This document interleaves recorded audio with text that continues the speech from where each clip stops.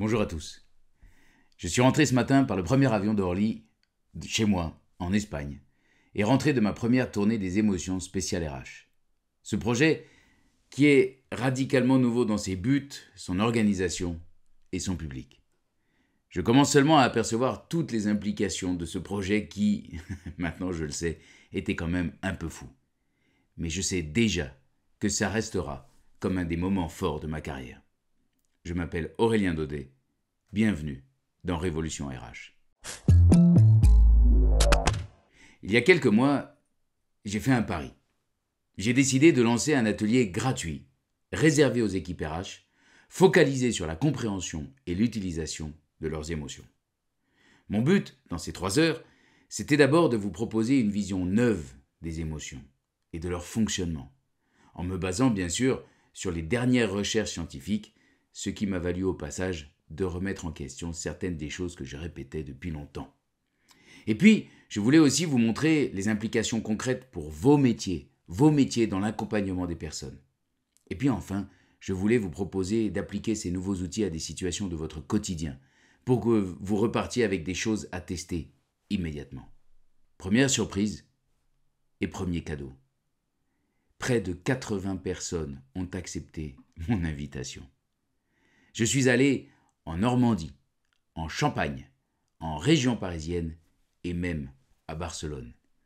La session de Reims a dû être reportée parce que la Champagne était verglacée de haut en bas. Mais elle aura bien lieu et je remercie les personnes qui ont décidé de revenir alors qu'elles s'étaient retrouvées coincées en pleine campagne. Au total, j'aurais donc rencontré près de 80 personnes des fonctions RH dans 15 entreprises différentes. Certes, dans la plupart des cas, je n'arrivais pas en terrain connu. J'étais souvent recommandé par une RH. Mais ce qui nous coûte le plus aujourd'hui, c'est le temps.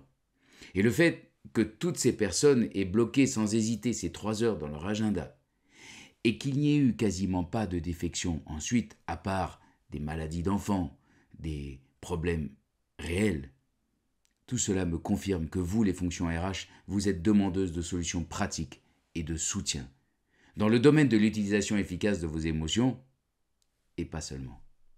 Le deuxième cadeau, c'est que chacun de ces ateliers a été un moment magnifique. Une demi-douzaine de personnes des RH m'avaient déjà fait confiance en s'inscrivant à mon programme d'accompagnement en profondeur sur 3 mois que j'ai baptisé la puissance des émotions. Alors, bien sûr, animer ces ateliers de 3 heures et pas 3 mois, consacrés aux émotions avec des personnes des ressources humaines, ça n'était pas un rendez-vous en terrain connu. Je savais que ça allait être intense de passer ces moments avec vous. Je savais que ça allait être dense et que j'avais intérêt à être bien en forme. Pas parce que vous alliez être plus dur ou plus critique que d'autres groupes avec lesquels j'ai pu travailler dans ma carrière, que ce soit des patrons, des commerciaux, des scientifiques, des experts. Non, vous étiez souriante, accueillante, immédiatement concentrée et tellement présente pendant toute la durée de ces ateliers. Mais bien sûr, ce qui faisait toute la différence, c'était l'attention immense que vous portez à ces sujets, jour après jour, entretien après entretien, depuis le début de votre carrière, pendant vos journées de travail, et trop souvent, une fois rentré chez vous. Vous avez lu des bouquins, des articles, et d'ailleurs, c'était absolument génial de nous voir échanger des références en mode entre copains. T'as lu celui-là ? Et puis celui-là, oh, j'adore cet auteur. Oh, d'ailleurs, là-dessus, j'ai fait un stage. Je t'envoie la référence cet après l'atelier. Tout ce sujet, vous en parlez entre vous. Vous cherchez des conseils, vous cherchez des techniques, et vous avez une capacité unique à remettre en question vos certitudes, à chercher de nouveaux points de vue, à condition que la personne qui vous les propose ait le même niveau d'exigence que le vôtre.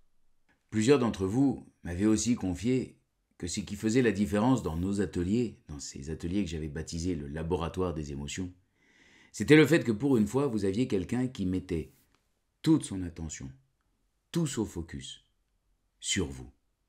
Nous avons parlé de vos émotions, de vos difficultés, de vos fatigues et de vos insomnies. Nous avons parlé de vos envies, de vos situations. Et nous avons cherché des techniques à tester pour sortir de vos impasses. Et vous vous êtes aperçu que tout cela, ça ne remettait pas en question votre implication au service de vos équipes, de vos populations et de vos entreprises.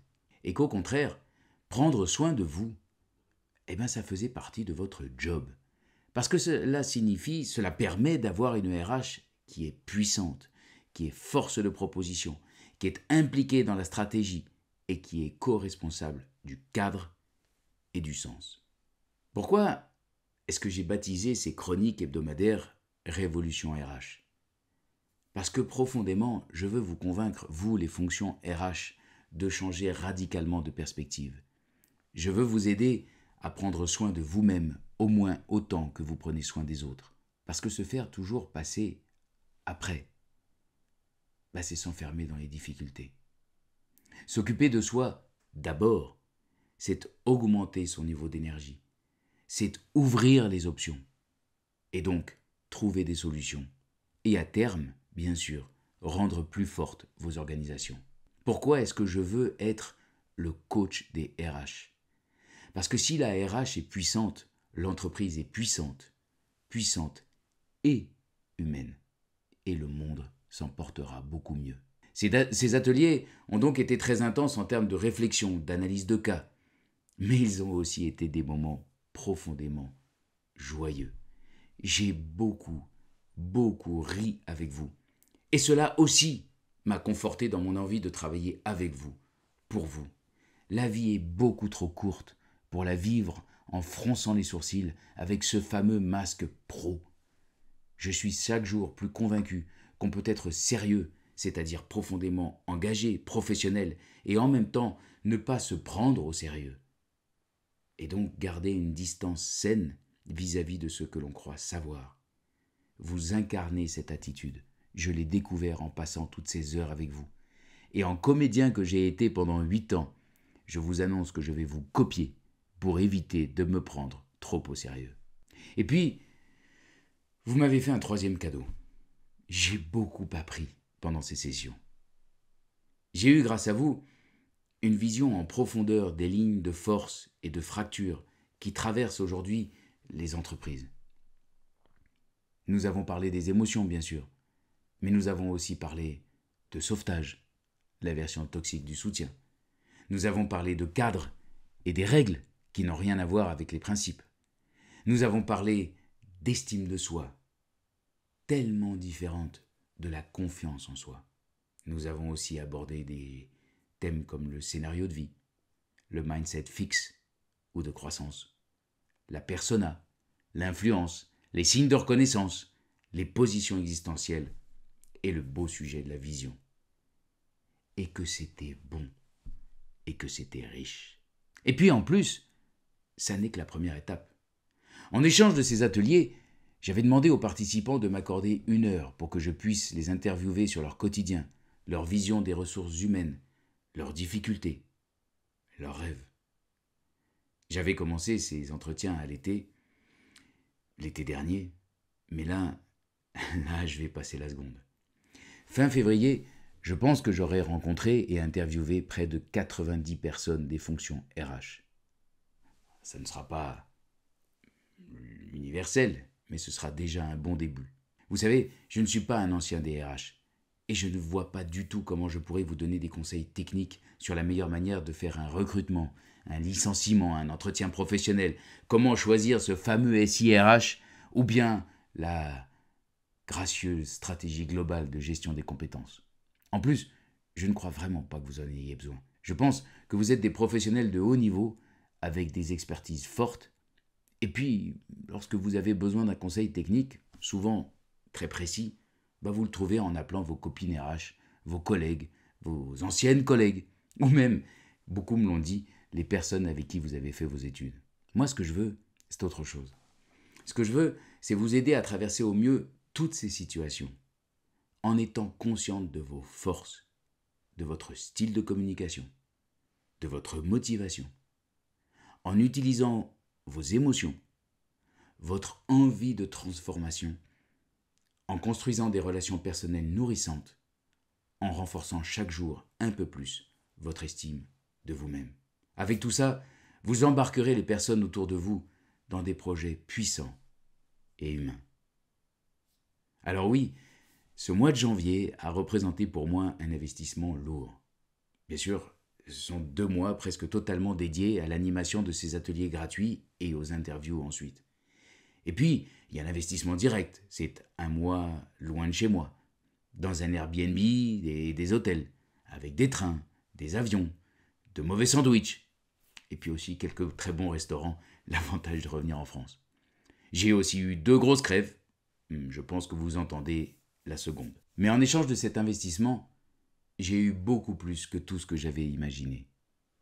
Ce mois de janvier, je le voyais comme la première marche vers mon objectif 10X de 2024. Avoir à la fin de l'année 15 personnes des fonctions RH dans mon programme d'accompagnement. Ce que je n'avais pas du tout imaginé, c'est que j'allais recevoir autant de cadeaux. Cette Emotion Tour spéciale RH, ça a été aussi un moment de réflexion personnelle intense. Un moment où, grâce à vous, grâce à ces échanges que j'ai baptisés échanges ping-pong, j'ai approfondi, ancré tous les thèmes que j'aborde depuis des années. Je vais continuer à le faire au travers de nos entretiens. Mais je vous envoie déjà, depuis mes collines espagnoles, un grand muchas gracias. Merci. Merci de m'avoir fait confiance. Nos vemos muy pronto. On se voit tout bientôt. Très bonne semaine.